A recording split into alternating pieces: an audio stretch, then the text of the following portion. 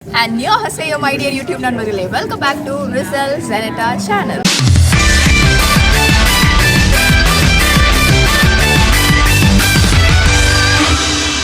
மீண்டும் இன்னொரு ஒரு சூப்பர் இன்ட்ரெஸ்டிங்கான ஒரு சூப்பர் எபிசோட்ல உங்க எல்லாரையும் சந்திப்பது ரொம்ப சந்தோஷம். இன்னைக்கு உங்க எல்லாருக்கும் கியூபெக் ப்ராவின்ஸ்ல இருக்கிற one of the most famous visited tourist ஸ்பாட்டான கியூபெக் சிட்டியை தான் எக்ஸ்ப்ளோர் பண்ண போறோம்.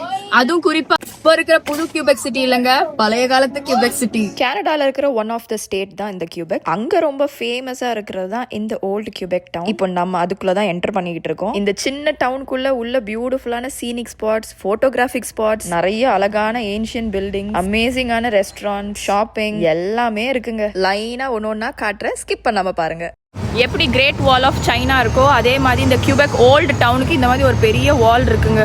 இது பாருங்க, எங்கெங்கெல்லாம் போது பாருங்க அந்த வால். கனடானோன்னு எல்லாரும் இங்கிலீஷ் தான் பேசுவாங்கன்னு நினைச்சேன். பட் இந்த ப்ராவின்ஸ் வந்ததுக்கு அப்புறம் தான் தெரியுது கனடாக்குள்ள ஒரு குட்டி பிரான்ஸ் நாடே இருக்குன்னு. ஓகே, ஸோ இப்போ நான் உங்களுக்கு காட்ட போற ஃபர்ஸ்ட் ஸ்பாட் தான் நாத்ரதாம் பெசிலிகா ஆஃப் கியூபெக். இது ஒரு கேத்தலிக் சர்ச். எப்பவுமே எந்த இடத்த நாங்கள் எக்ஸ்ப்ளோர் பண்றதா இருந்தாலுமே ஏதாச்சும் ஒரு சர்ச் இருக்கான்னு ஃபர்ஸ்ட் பார்ப்போம். லக்கிலி இந்த இடத்துல மெயின் டவுன் சென்டர்லேயே ஒரு அழகான சர்ச் இருந்தது. உள்ள போய் பார்த்தா அதோட ஆல்டர் வர்ணிக்க முடியலங்க, அப்படியே கோல்டு மாதிரி தக தக தகன்னு மின்னுச்சு. அண்ட் மேல அப்படியே சீலிங் எட்டி பார்த்தா அது அதுக்கு மேல ஆர்கிடெக்சர் வைஸ் டாப் நாட்சா இருந்தது. இதுதான் இருக்கிறதுலே the oldest church in Canada. 1647ல கட்டி முடிச்சிருக்காங்க. இந்த கியூபெக் டவுனுக்குள்ள இருக்கிற one of the best heritage சைட்னு சொல்லலாம். அடுத்தது இந்த குட்டி டவுனுக்குள்ள ஆயிரக்கணக்கான ரெஸ்டாரண்ட்ஸ் இருக்கு. இந்த ஊர் ஆத்தென்டிக் டிஷ்ஷஸ்லாம் நீங்க ட்ரை பண்ணோம்னா you can choose any one of them. நாங்க சர்ச் கிட்டே இருந்த கெஃபே புவேட், ப்ரொனன்சியேஷன் கரெக்டான்னு தெரியல, அங்க போயிட்டு இந்த ஊர் ஆத்தென்டிக் டிஷ் புட்டீன், அப்புறம் பீஃப் ஸ்பெகட்டி, அந்த மாதிரி நிறைய டிஷ்ஷஸ்லாம் வாங்கி சாப்பிட்டுட்டு தெம்பு ஏத்திக்கிட்டோம். இந்த கியூபெக் டவுன் பொறுத்த வரைக்கும் நீங்க ஊருக்குள்ள காரை வச்சுட்டுலாம் சுத்தி சுத்தி பார்த்துட்டு இருக்க முடியாது. எங்கேயாவது ஒரு இடத்துல பார்க்கிங்க போட்டுட்டு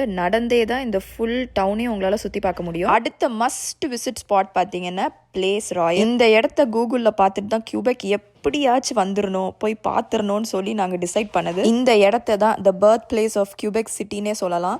ஷாம்ப்ளன் அப்படின்னு ஒரு ஆள் 1608ல் தான் இந்த இடத்துல இருந்து கியூபெக்கை கண்டுபிடிச்சாரு. இந்த இடத்துல இருந்தில்ல, இதுதான் கியூபெக் சிட்டி அப்படின்னு அவர் கண்டுபிடிச்சாரு. இந்த இடத்துல நான் நிற்கும் போது உண்மையா ஏதோ ஒரு உலகத்துல நிற்கிறேனா இல்லை ஏதோ பெயிண்டிங்குள்ள நான் இருக்கேனா அந்த மாதிரி ஒரு சந்தேகம் வந்துச்சு. அந்த காலத்துல இந்த கியூபெக் சிட்டி பார்க்கறதுக்கு எப்படி இருந்தது, அது அப்படியே ஒரு ஹோல் செவுரு ஃபுல்லா வரைஞ்சு வச்சிருந்தாங்க. செம்மையான ஒரு போட்டோகிராஃபிக் ஸ்பாட். இதை பார்த்து முடிச்சதுக்கு அப்புறமா if you walk down the street near the place royal you will find this amazing narrow street with lots of colorful umbrellas hanging above your head. இந்த இடமும் ரொம்ப அழகா இருந்தது. ஒரு 10-15 நிமிஷம் நின்னு போட்டோ எடுத்துட்டு ரொம்ப முக்கியமான spot. In case Quebec visit பண்றீங்கன்னா பக்கெட் லிஸ்ட்ல ஆட் பண்ணி வச்சுக்கோங்க. இந்த இடத்தை விசிட் பண்ணதுக்கு அப்புறமா a perfect next stop is Petit Champlain district. இந்த இடத்தை nook and corner டீடைல்டா அடுத்த வீடியோல உங்களுக்கு நான் சுத்தி காட்டுறேன். that is day 2 vlog of Quebec City. அது குறிப்பா நைட் டைம்ல சுத்தி காட்டுறேன், பயங்கரமா இருக்கும். சோ இப்போ பாத்தீங்கன்னா ஐட்னரியில அம்ப்ரெலா ஆலிக்கு அப்புறமா நெக்ஸ்ட் நீங்க வந்து இந்த பெட்டட் ஷாம்ப்ளைன் டிஸ்ட்ரிக்ட் தான் வந்து பார்க்கணும். இந்த ஸ்ட்ரீட்ல ஸ்டார்டிங்ல இருந்து கடைசி வரைக்கும் நிறைய ரெஸ்டாரண்ட்ஸ் அண்ட் ஷாப்ஸ் தான் இருக்கும். நாங்க டே 1 அந்த எண்ட் வரைக்கும் போல யூ டர்ன் போட்டுட்டு ஃபியூனிகுலர் ரைடுக்கு திரும்பிட்டோம். அதுதான் நம்ம பார்க்க போற நெக்ஸ்ட் ஸ்பாட். ஃபியூனிகுலர் ரைடுன்னு ஒன்று சொன்னல, அது அவங்க மேலே போகும். ஒரு கேபிள் கார் மாதிரி தான். அந்த கிளிஃப் மேலே ஏறி நீங்க நம்ம மேலே வந்து அந்த ஸ்டார் ஹோட்டலுக்கு போயிடலாம். இந்த ஸ்ட்ரீட்டுமே ஒரு அழகான போட்டோகிராஃபிக் ஸ்பாட் தான். இங்க தான் ஃபியூனிகுலர் ரைடோட ஸ்டார்டிங் பாயிண்ட்.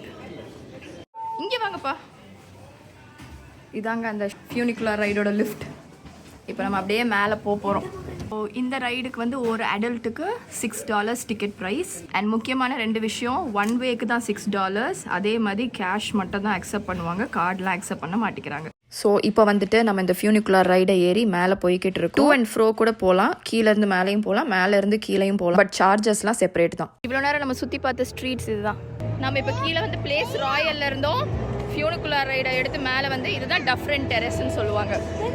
இந்த டஃப்ரெண்ட் டெரஸ்ல தான் இந்த ஸ்டார் ஹோட்டல் இருக்கு. இது ஒரு காசல் மாதிரி இருக்கிற ஸ்டார் ஹோட்டல். பேர் வந்து ஷட்டே ஃப்ரண்டனாக் நினைக்கிறேன், பிரெஞ்ச் ப்ரொனன்சியேஷன் எப்படின்னு தெரியல. இங்க இருந்து நின்று பாத்தீங்கன்னா ஒரு பியூட்டிஃபுல்லான ரிவர் வியூ. இந்த ரிவர் தான் சென்ட் லாரன்ஸ் ரிவர். மான்ட்ரியல்ல இருந்து கியூபெக் சிட்டி வரைக்கும் ஃப்ளோ ஆகுற ஒரு ரிவர். இங்க வந்து க்ரூஸ் ரைட்லாம் இருக்கு. அது நெக்ஸ்ட் வீடியோல நீங்க பாருங்க. க்ரூஸ் ரைட்லாம் போல, பட் அந்த க்ரூஸை கொஞ்சம் பக்கத்துல இருந்து நான் உங்களுக்கு காமிச்சிருப்பேன். ஸோ அந்த ரிவரோட வியூ அண்ட் இந்த காசல் லைக் 5 ஸ்டார் ஹோட்டலோட வியூவும் ரொம்ப அழகாக இருக்கும். இந்த ஓல்டு கியூபெக் டவுனுக்குள்ளே நிறைய ஸ்டீப் ஸ்ட்ரீட்ஸ் உங்களால் பார்க்க முடியும். Because this Quebec city is fully built on cliffs and elevated grounds. அதனால ரோடெல்லாம் பார்த்தீங்கன்னா ஏறுறது இறங்குறது பயங்கர ஸ்டீப்பாக தான் இருக்கும். அதனால தான் ஃபியூனிகுலர் ரைட்லாம் வச்சுருக்காங்க. வயசானவங்க வந்து மேலே ஏறுறதுலாம் கஷ்டப்படுவாங்கன்னு இதில் ஏறிக்கலாம், கீழேயும் இறங்கிக்கலாம். இந்த டஃப்ரெண்ட் டெரஸ்க்கு மேலே ஃபவுண்டர் ஆஃப் கியூபெக் சிட்டி ஷாம்ப்ளினோட ஒரு மான்யூமெண்ட் இருக்கும். இப்போ நெக்ஸ்ட் எந்த ஸ்பாட் போகிறோம்னு பார்த்தீங்கன்னா கியூபெக்கோட பார்லிமெண்ட் பில்டிங் பார்க்கறதுக்கு போகிறோம்.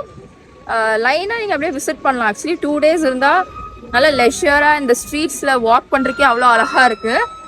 It's like more of French and English culture architecture எல்லாம் சேர்ந்த ஒரு இன்கார்பரேட்டட் ஏரியா மாதிரி இருக்கு.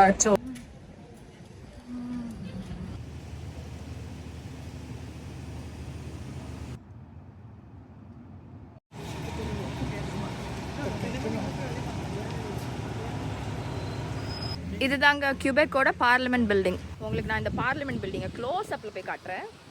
பில்டிங் ஒன்றும் எத்தனை வருஷமாக கெட்டினாங்கன்னு எனக்கு தெரியலங்க. இந்த காலத்துலலாம் இந்த மாதிரி பில்டிங்லாம் கெட்டுறதுக்கு ட்ரை கூட பண்ண மாட்டேங்கிறானுங்க. மாடர்னைசேஷன் அப்படின்னு சொல்லிட்டு ஃபுல்லாக கிளாஸ் பில்டிங் தான் இருக்குது தவிர்த்து இந்த மாதிரி டீட்டெயில்டாக ஒரு ஆர்கிடெக்சர் மேலே ஒரு உண்மையான ஒரு ஆர்வத்தோட ஒரு பில்டிங் கூட வந்த மாதிரி எனக்கு ஞாபகமே இல்லை. இந்த இன்னும் கொஞ்ச காலத்தில் இந்த பில்டிங்லாம் என்ன ஆகும்னு தெரியல. எவ்வளோ ஸ்ட்ராங்காக எத்தனை வருஷம் இருக்குது பாருங்களேன். ஐயோ பக்கத்தில் போகிறது பார்த்தா போலீஸ்காரெலாம் இருக்கிறாருங்க. மேலே போகுது திருப்பி அப்படியே கீழே இறங்கி.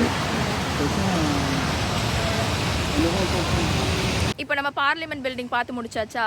அதுக்கு அட்ஜசென்ட்லேயே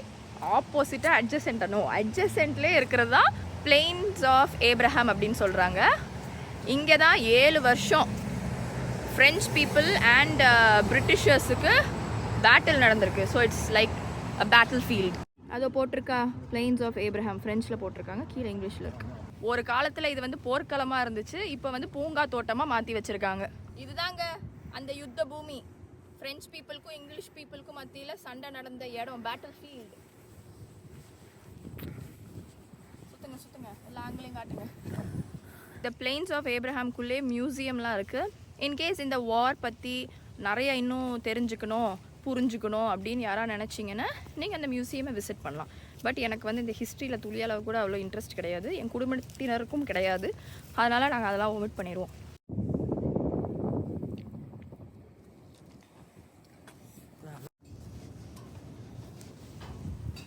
இந்த இடத்துல ஒரு சின்ன கம்யூனிட்டியே வாழ்ந்துருக்காங்க. அதை சிம்பிளைஸ் பண்ணுற மாதிரி இந்த மாதிரி ஹட்ஸோட ஃப்ரேம் மட்டும் வச்சுருக்காங்க. துணிலாம் காய போட்டிருக்காங்க பாருங்க. இந்த மாதிரி வீடு கட்டி வாழ்ந்துருக்காங்க இந்த பிளெயின்ஸில்.